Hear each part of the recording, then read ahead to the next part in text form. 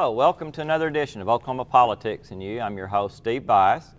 And once a wise man once said that our property is now safe because the legislature has adjourned. Well, the legislature did adjourn in May, but actually this past session was a very unusual session in that it may have been one of the greatest sessions in Oklahoma history because of the Oklahoma House of Representatives. There were some good things that were accomplished in this past session, and one of the champions for those good things is our own State Representative Randy Terrill from here in Norman. Randy, welcome to the program. Hey, thanks for having me back on the show. I appreciate it. Randy, before we get into all the politics and everything, let's kind of reintroduce you to our viewers. Tell us about where you were born and raised and how you came to Norman. Sure. Actually, born in Alva, Oklahoma. I was originally a gold bug, graduated from Alva High School in 1987, and actually went to college at the University of Central Oklahoma. Everybody always asks me, why did you choose UCO instead of one of the comprehensive research universities like OU? I don't think OSU is ever on the table, but but the answer to that question is because speech and debate is to the University of Central Oklahoma what football is to OU, and I was an active member of the speech and debate team at UCO where we won the national title in 1989. Graduated from UCO in 1991. Actually went out and worked in the private sector for a while, mostly doing retail sales and finance work. And we made the decision then that my wife wanted to go to law school at the University of Oklahoma. I kind of had an interest in that way, in that direction, but actually met up with a guy named Tony Caldwell and ultimately ended up through him going to work as the legislative assistant to the then minority leader, who was the Republican leader of the House, Larry Ferguson. Worked for him for a number of years, and believe it or not, I met up in that time frame with a guy named Frank Keating who thought he could be governor. And I felt really bad because I didn't know who Frank Keating was at the time, but he invited me out for dinner at the Mont. By then, my wife and I had moved down here to Norman. And he told me he thought he could be governor, and I actually assisted with his campaign and then ultimately went to work on his staff. Subsequently, went to work as the political director of the state Republican Party, and then went to work for Labor Commissioner Brenda Renault, worked as a special assistant to the commissioner for a while. Then I made the decision actually to return to law school a little bit later in life. And so I attended the University of Oklahoma College of Law, graduated from there, and frankly was busy doing that type of work until the vacancy occurred due to term limits in with my predecessor Carolyn Coleman, who was term limited out. And so I represent House District 53. Okay, and of course I understand in some of our previous conversations that you and your wife met through debate, didn't you? We actually did, and you know, my wife is my high school sweetheart, although obviously we didn't go to the same high school. We went to high schools 200 miles apart, and I actually commuted in a big red pickup truck between Alva and Comanche to date my wife on the weekends. And we did meet up at a speech and debate tournament in Kingfisher, and ultimately I convinced her to go to the University of Central Oklahoma. She obviously is a little bit younger than I am, but we ended up being speech and debate partners. And and I married my high school sweetheart, so what can I say? And we went on, right before my first win in 2004, my wife gave birth to my baby girl. She's now 2.5, almost 3. My little redheaded princess, her name's Elizabeth, and right before the last campaign. So I guess. And by the way, my wife's husband accuses us of planning this, but I assure you it wasn't planned. My baby boy was not planned, but very much welcome. And his name is Randall. I affectionately call him R2. So I guess probably about this time next year, then be expecting a third child. Yeah, you know, my wife jokingly says that unless I can figure out a way to give birth to the next one, this is it. Okay. So, but I'd have a whole army full of kids if I could. So. Okay, well, very good. So you decided in 04 to run for state representative. I did, actually, and it was a pretty packed up field, a 5-way primary. As you know, I'd known Carolyn Coleman, who was the incumbent in the seat, for a long period of time, and in fact helped in her campaigns, both putting up signs and also helped her financially. Carolyn actually encouraged me to get out and run for the seat. Said we were on the brink of obviously a Republican takeover in the House, and I really thought I had gotten out of politics pretty much at that point. But it was due to term limits and Carolyn's urging that I got in that race and successfully won that 5-way primary without a runoff, and then went on to win the general election with somewhere in the neighborhood of 70% of the vote, and then was reelected again in 2006. You know, one of the sad things about the term limits deal is that Carolyn Coleman, Bill Graves, people like that didn't get to be in the majority. But you know, Carolyn always tells me that that was perhaps her biggest regret, and I've got to tell you that I invited Carolyn up on the opening day when we swore in the first true Republican speaker. You know, we had George Schwabe back in the 1920 time frame. Of course, that was not a true Republican majority. There was a coalition speaker there that resulted in him being the speaker. Todd Hyatt being the first true Republican speaker with the first real Republican majority. And Carolyn was actually there with me on the floor when Speaker Hyatt was sworn in, and actually I let her cast my vote for me. So. All right, sounds like a good deal. Well, you could do a lot worse. She was a very high-ranked conservative legislator. Now let's get to this past session. You've been working on it for a couple of years. Is a reform of immigration, and you know, most people when they think of immigration, you know, myself probably 5 years ago, I wouldn't have thought about the state legislature passing laws about immigration. You would have thought that was a federal concern, that responsibility. Why did you feel the need to get involved in immigration reform? Well, as you know, this is something I felt passionately about even before I was elected to the House. And on my first year up there, I actually tried to introduce a couple of amendments. Didn't have much success in doing that, cutting off funding for various pro-illegal alien things. Then the second year I was there, introduced House Bill 3119, which was the precursor to House Bill 1804, the big omnibus immigration bill that was signed into law this year.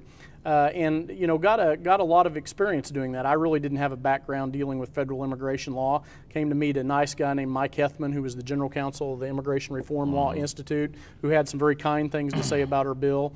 And actually, we became very good friends. He schooled me a little bit on immigration law, and we redrafted 3119 into 1804. But tell you what, the reason why I have the passion is because it is quite clear that the federal government has fallen down on their responsibility to protect our nation's borders. We have illegal aliens that are not only coming across our border, they're tunneling under it. They're doing so at the rate of many thousands per day. Obviously, in the post 9/11 era, that's a national security concern. And in addition to that, it contributes to all sorts of other problems, ranging from crime and gangs and drugs to you know, illegal alien prostitution rings that have been busted in Oklahoma City. To most recently on the news, you saw an illegal alien gambling or horse racing gambling ring down in Thackerville that was busted. And so it's clear that it contributes to significant societal problems. And if the federal government won't do something about it, then the states not only can, meaning we have the legal authority to do so, but I think we must, and we did with House Bill 1804. And I want to elaborate on two other points here. That this is as much of a state responsibility as it is a federal responsibility for two reasons. Number one is that the federal government's failure to enforce our nation's borders does functionally impose a tax on each and every Oklahoman in the areas of health care, education, welfare, and corrections, something to the tune of more than $200 million a year. And number two is even if all that cost information was not true, remember, you and I both teach government. States are separate sovereigns in our federal system. And so we have as much right, and in fact I would argue a responsibility, to provide for internal domestic security as the federal government should have a responsibility to protect that international border, but doesn't do it. Yeah, it's very much so.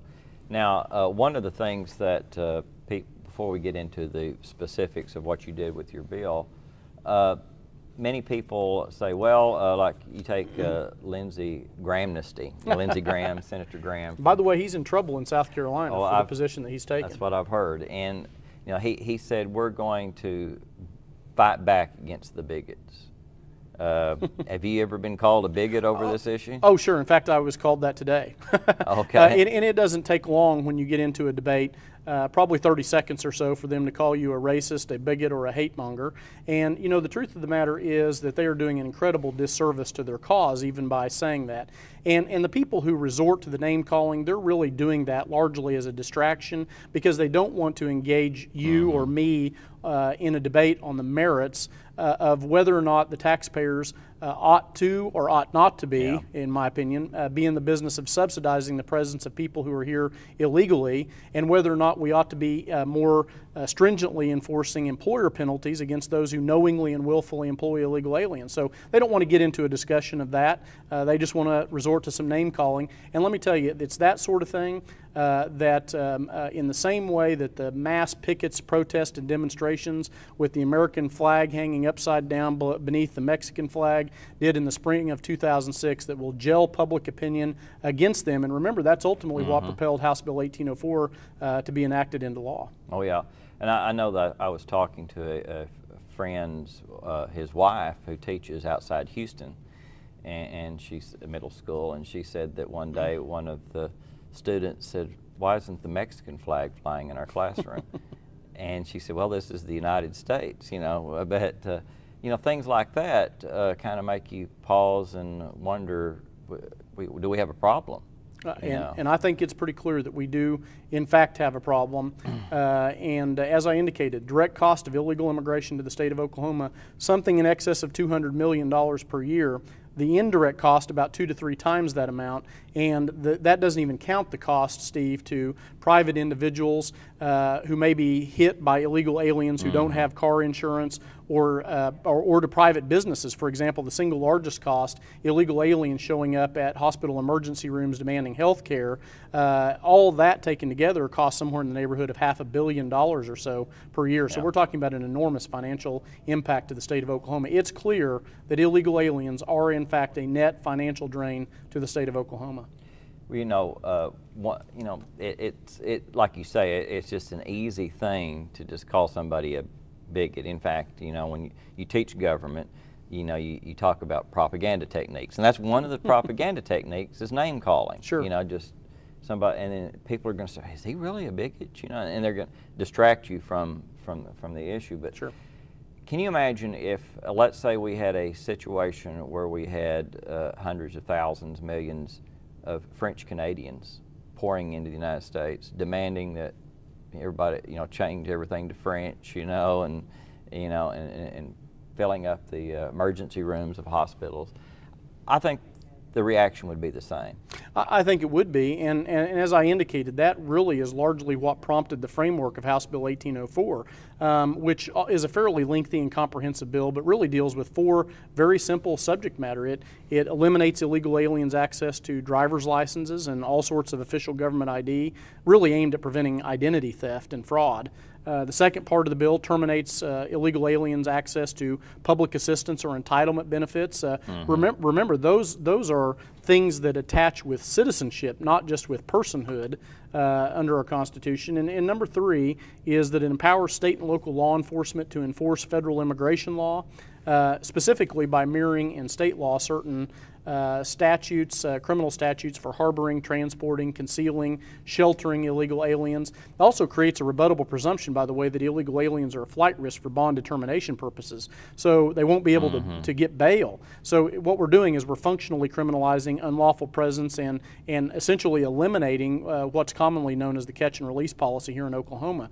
And then the fourth thing we do is we set up certain requirements as well as sanctions for employers who knowingly and willfully employ illegal aliens or otherwise turn a blind eye to the problem. So you're right, and that's what's resulted in this bill passing. And I've got to tell you, the big picture here is that illegal aliens will not come to Oklahoma.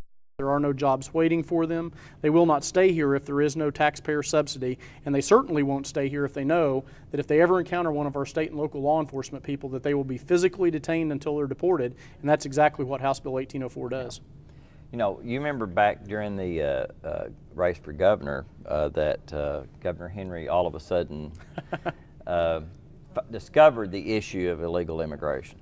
And as I recall, that he came out and said that he had sent an order to the Highway Patrol, you know, to pick up illegal aliens? I kind of called him out on that. Okay, Yeah. and so I called and talked to the Department of Public Safety guy. What's his name? My mind's going blank on it. But I said, I was wondering if I could have a copy of the order from the governor. And he said there isn't a written order. He said it was verbal. And you know, I got thinking about that later. Does that mean that he called every single highway patrolman and verbally told them then in turn, or was there ever a written order sent out to the highway patrol? No, and in fact, in subsequent cross-examination of the DPS director, he essentially, although he admitted that he had been in several conversations with the governor, that there in fact was no formal directive that had been given, and that they still adhered to the same policy in the fall of 2006 that they did in the spring of 2006, that there had been no new directive and that their policies and procedures had not changed. But of course the governor did have a conversion in that campaign. He spent an awful lot of time, energy, money, and effort, produced an entire campaign commercial to convince Oklahomans that he was tough on the problem of illegal immigration, and he won re-election pretty handily, obviously. I got to tell you, though, there was cause for concern when you fast forward to February 5th when he gave his State of the State address. Large number of issues, including tax relief, sale of water to Texas, and the big one, immigration reform, not mentioned at all in his State of the State address, just conspicuously absent, caused me a great deal of heartburn. Okay, well, let's kind of go, you talked about some of the specifics of your bill. Mm-hmm. And you wanted to dry up the opportunity for work. Okay. Well, what about what the President of the United States, he says that all these people are going to do is jobs Americans won't do. And of course my response is, it'd be nice to have a president who would do a job that this president won't do. But go ahead and how do you respond to that these people are just simply doing jobs Americans won't do? There is no job that an American will not do. In fact, the vast majority of the occupational categories where you'll find a high presence of illegal aliens, we're talking about construction and building trades, some of the service industries, hotel, motel, restaurants, some of the agricultural operations, some landscaping operations. The truth of the matter is that the majority of the workers in those categories are in fact American U.S. citizens. Mm-hmm. So there is no job that an American will not do. And I'll tell you what this is about. It's just it's about another form of corporate welfare. Is what this whole illegal alien, cheap illegal alien labor is all about. And unfortunately, you have some people who are apologists for those who seek to exploit that cheap illegal alien labor, and they take the view, wrongly in my opinion, that the United States is just another marketplace for the free flow of goods and services and people across borders. And I take the view, on the other hand, that America is someplace that's unique and special, that it was a unique historical event that created the United States, that we are something special, something worth defending, that we do not need to merge with Canada or with Mexico, that we need to preserve what we've got here, and border protection obviously is a huge part of that. Well, if you want to have a North American Union, then you can pretty well see why there's no controlling the borders, except at the north of Canada and the south of Mexico is really not very important, is it? And I think that may very well be, with regard to the current administration, something that's playing into his thought. Okay. I find it troubling. Let's look at some of the other bills that, did you have anything more to say on immigration reform? No, I'm just glad the governor signed the bill, and I've got to tell you, it kind of restores my faith in the political process somewhat, that a well-informed and engaged citizenry can still make a difference if they're persistent enough. And I've got to tell you, I'm very proud that House Bill 1804 is now the law. It's a model immigration reform bill for not only other states but for the nation. Mm-hmm. And I'm glad that we've restored Oklahoma to the forefront of the state-level immigration reform debate. It passed the Senate 41-6 and House 84-14. Overwhelming bipartisan, veto-proof margins, and I suspect that's largely why the governor signed it, and he did so reluctantly. Okay. But we're glad he signed it. One thing that I think that has been left out, and this is something you can't take care of at the state level, is the misinterpretation of the 14th Amendment, saying that just because someone is born in the United States, that makes them a citizen of the United States. That's not what the 14th Amendment said at all. You're exactly right, and that gets to the reference to personhood that I referred to earlier. Obviously, there are certain human rights as well as certain legal procedural due process rights that attach with personhood. That's the reason I'm a pro-life Republican, by the way, because I believe that the baby in the womb is in fact a human being and should be treated as such. However, the Constitution in the 14th Amendment makes it clear that it is birth that counts for citizenship. And there is a distinction between personhood and citizenship. And you're absolutely right with regard to what has become known as the anchor baby phenomenon, that I think that there has been a serious distortion of the 14th Amendment. There are some magic words in there contained in Section 1 that say, and subject to the jurisdiction thereof. And of course, you'll remember the 14th Amendment was passed to give citizenship to the freed slaves.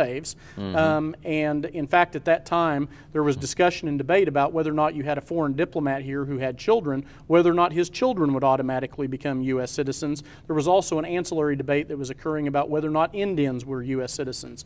And you'll recall that as both of those were treated, they were not subject because they were citizens and subjects of foreign nations, that they were not subject to the legal jurisdiction of the United States, according to that term in the 14th Amendment. What we were talking about with regard to illegal aliens, obviously, are foreign nationals who are not lawfully present on U.S. soil, so they also are not subject to the jurisdiction of the United States as that term legally is borne out. And so I think what we have is a complete distortion of the 14th Amendment by the Supreme Court. Okay, we also had some other things that you were involved in, the permanent funding for OLAP and the tax cut bill. Kind of tell us a little bit about those two bills. We did. Actually, I'll talk about the tax cuts first. And I've got to tell you, I've got a very good working relationship with the new Speaker of the House, who is Lance Cargill. I have a great deal of confidence and trust in his ability. Is from Harris, so he certainly is an urban legislator, very familiar with our interests in Norman and also in Moore. Has a great ability, by the way, to recruit candidates, raise money, and just is the full package when it comes to being a great speaker. He made me the new chairman of the Revenue and Tax Committee in my third year in the legislature. So I'm very pleased that he's got that level of confidence and trust in me as well. But he did trust me to handle obviously as the chairman, to handle the big tax package that went through this year. Contained four major components: an acceleration of the tax cuts. We passed the two most significant tax increases in Oklahoma history in the two previous years. This year we accelerated those tax cuts by 1 year in the phased-in implementation. The second thing we did is we increased the franchise tax exemption, which should benefit somewhere in the neighborhood of 40,000 to 60,000 small businesses. We also created a tax credit for stay-at-home parents. And believe it or not, that was actually an idea that was first floated in the legislature by my predecessor, Carolyn Coleman. Yeah. And then the final thing we did is something that is getting a big kickoff this weekend, the back-to-school sales tax holiday. Oh, yeah. So, which has been a long time coming here in Oklahoma. And the OLAP, permanent funding for OLAP was the third major bill that you carried. It was big bill, Senate Bill 820, and obviously OLAP is something that's been kind of near and dear to my heart. I certainly think that tuition is going up too much and too fast. Really puts middle-class families in a very difficult situation. In the event of an economic downturn, it makes it more difficult for them to go back and retool themselves for entry into the job market. Makes it difficult for them to send their family to college, their kids to college. And coming from the background that I come from, college was my ticket out of poverty, frankly, Steve. And I think it is perhaps the greatest civil rights issue going into this next century: access to a higher education. So I'm a big supporter of college scholarship programs. We found the permanent funding source in the way of a GR earmark. That means General Revenue Stream earmark. So the funding for OLAP comes right off the top. And we did so in exchange for some, I think, very meaningful reforms of the OLAP program. The biggest one was we, of course, eliminated illegal aliens' ability to get college scholarships on the taxpayer dime. Yeah. The second thing we did, a big score, is we made homeschoolers eligible for the OLAP program, provided that they score at or above a 22 on their ACT. We also made the good conduct requirement a continuing requirement of eligibility. So you have to be good, stay drug and alcohol free, and have good conduct in high school as well as in college now. I'm surprised that wasn't part of the original program. And in addition to that, we impose minimum GPA requirements. You have to maintain that minimum GPA. And then the final thing is a double snapshot of income eligibility so people aren't able to game their income to be eligible for the scholarship. Well, thank you very much for being on the program this evening. And you know, there's a lot of rumors out there that you may be destined for higher office. Well, I appreciate that, and I find it humbling. And made the top conservative list this year, so good things in the past and hopefully for the future. Thank you. Okay. Thank you for being with us this evening, and join us next time for another edition of Oklahoma Politics and You.